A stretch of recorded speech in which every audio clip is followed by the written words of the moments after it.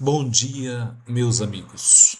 Meu nome é Messias, trabalho atualmente no estado de Santa Catarina, sou advogado, inscrito pela OAB do Paraná e Santa Catarina. Meus amigos, esta semana nós fomos informados através da imprensa que o ministro Alexandre de Moraes não contestou a ação movida pela Trump Media nos Estados Unidos, especificamente na Flórida. E por isso, o autor Trump Media pede à juíza que seja aplicada a ele o Instituto da Revelia. E por esse motivo, muito me chamou a atenção por que será que uma pessoa que tem um escritório renomado no estado de São Paulo, segundo a imprensa, tem contratos bilionários com o Banco Master, deixaria um processo da magnitude do que é movido contra ele correr à revelia. E por esse motivo, eu queria falar sobre a revelia aqui no Brasil. Hoje, nós vamos falar sobre um tema extremamente importante dentro do direito, que é a revelia. O que acontece quando alguém é processado e não apresenta defesa dentro do prazo legal? Aí eu pergunto: a lei deve valer igualmente a todos? As regras processuais são aplicadas da mesma forma para o cidadão comum e para autoridades públicas? E mais, como o Brasil trata a revelia? Como é aplicada a revelia nos Estados Unidos?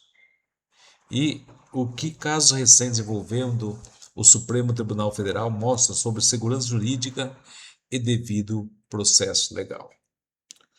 No direito brasileiro, a revelia ocorre quando a parte ré deixa de apresentar a defesa dentro do prazo legal.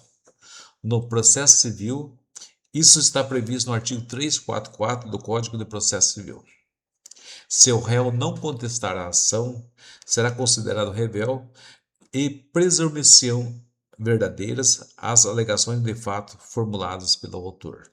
Ou seja, quem não apresenta contestação no prazo legal sofre consequências processuais. A revelia, no entanto, não significa condenação automática, mas produz efeitos importantes. A presunção relativa de veracidade, perda da oportunidade de impugnar os fatos do autor, limitação da defesa, avanço processual independente de manifestação do réu.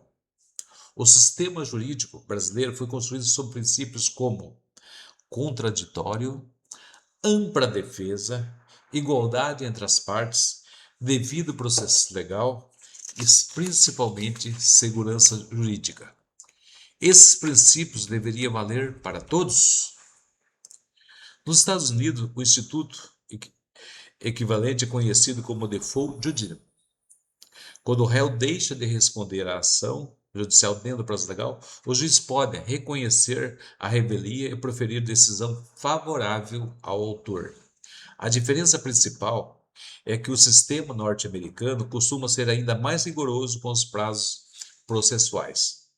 Nos Estados Unidos da América, os juízes possuem menor tolerância para descumprimento de prazo.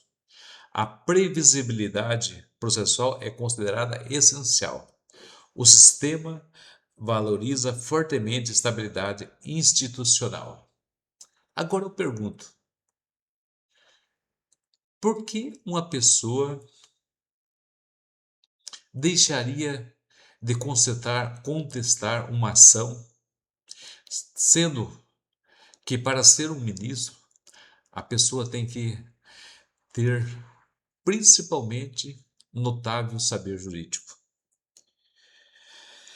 Inclusive, em processos civis envolvendo grandes empresas, autoridades ou figuras públicas, a ausência de concertação pode gerar efeitos severos. O princípio central do direito norte-americano é: a lei processual deve valer igualmente para todos. Agora, volta um pouquinho atrás. Será que essa primeira turma do STF aplica a lei igual para todos? Será que a esquerda tem o mesmo tratamento que a direita no Brasil? Recentemente, a imprensa internacional noticiou discussão envolvendo a ação movida pela Trump Media dos Estados Unidos, na qual surgiram debates sobre eventual ausência de apresentação de defesa dentro do prazo legal. Independente do mérito da ação, o episódio reacendeu um debate importante. As regras processuais devem ser aplicadas da mesma maneira para autoridades públicas e para cidadãos comuns? Se um cidadão comum perde prazo processual, normalmente sob os efeitos da revelia, mas quando figuras de poder estão envolvidas, a sociedade passa a questionar: haverá tratamento diferente? Haverá flexibilização das regras? Esse tipo de discussão impacta diretamente a confiança da população no sistema de justiça. Diversos casos julgados recentemente pelo Supremo Tribunal Federal passaram a gerar intenso debate jurídico e político no Brasil. Um dos exemplos frequentemente citados é o caso da senhora Débora Rodrigues dos Santos, conhecida nacionalmente pelo episódio da frase "perdeu Mané", escrita na estátua em frente ao STF durante os atos de 8 de janeiro.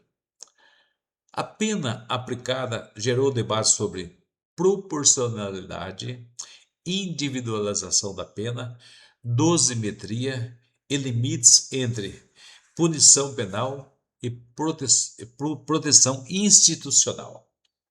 Outro caso amplamente discutido foi o de aposentado catarinense acusado de ter realizado contribuição financeira de aproximadamente R$ 500 relacionados aos atos investigados. Esses processos passaram a ser utilizados por críticos como exemplos de suposto endurecimento penal excepcional. Você já imaginou se essa juíza que vai analisar o caso no estado da Flórida, nos Estados Unidos, fosse pensar um pouquinho com a cabeça de algum ministro aqui da maior corte brasileira? Você já pensou se ela deixasse analisar o processo como determina a lei e começasse a fazer as próprias leis e aplicar no processo? Juristas, advogados, professores e setores da sociedade passaram a questionar: estaria ocorrendo a expansão excessiva do direito penal? Haveria relativização de garantias fundamentais? Estaria o STF acumulando funções de investigação, acusação e julgamento, onde um juiz vai ser vítima, um juiz vai ser investigador e depois ele mesmo aplicar a sanção ao réu? Essas críticas aparecem tanto no Brasil quanto no exterior. Alguns juristas e analistas políticos passaram a utilizar a expressão estado de exceção. Poxa, mas estado de exceção não é proibido pela nossa Constituição? O conceito de estado de exceção surge quando mecanismos extraordinários passam a substituir garantias constitucionais tradicionais.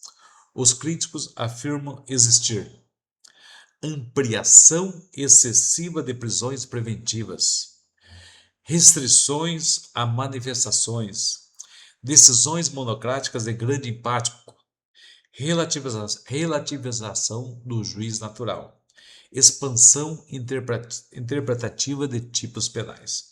Por outro lado, defensores das decisões da STF sustentam que as medidas seriam necessárias para proteger a democracia. Será que realmente estaremos defendendo a soberania? Combater ataques institucionais e preservar a estabilidade constitucional após os eventos de 8 de janeiro. Ou seja, o debate jurídico permanece aberto. Casos envolvendo a liberdade de expressão, proporcionalidade das penas e atuação do Supremo Tribunal Federal passaram a chamar a atenção internacional. Veículos estrangeiros, juristas internacionais e organismos de observação democrática passaram a acompanhar o cenário brasileiro. A grande questão é como equilibrar proteção das instituições, combate a atos antidemocráticos e preservação das garantias fundamentais. Será que se aplica a lei quando não permitir que um réu, depois de condenado, não poder sequer utilizar um telefone celular, não poder ter acessos a vídeos ou ficar como o nosso ex-presidente preso em sua residência, não podendo comunicar sequer com seus filhos? Porque o verdadeiro teste de uma democracia não acontece quando se protege quem concorda com o sistema. O verdadeiro teste ocorre quando o Estado precisa julgar seus próprios críticos respeitando integralmente a Constituição. O debate sobre a revelia, sobre o devido processo legal, a proporcionalidade das penas e igualdade perante a lei vai muito além da ideologia política. Trata-se de discutir segurança jurídica, imparcialidade, limites do poder estatal e preservação das garantias constitucionais. Porque, em um Estado democrático de direito, a Constituição deve valer igualmente para o cidadão comum, para políticos, para autoridades e também para os próprios ministros do Poder Judiciário. A democracia só permanece forte quando a lei vale para todos.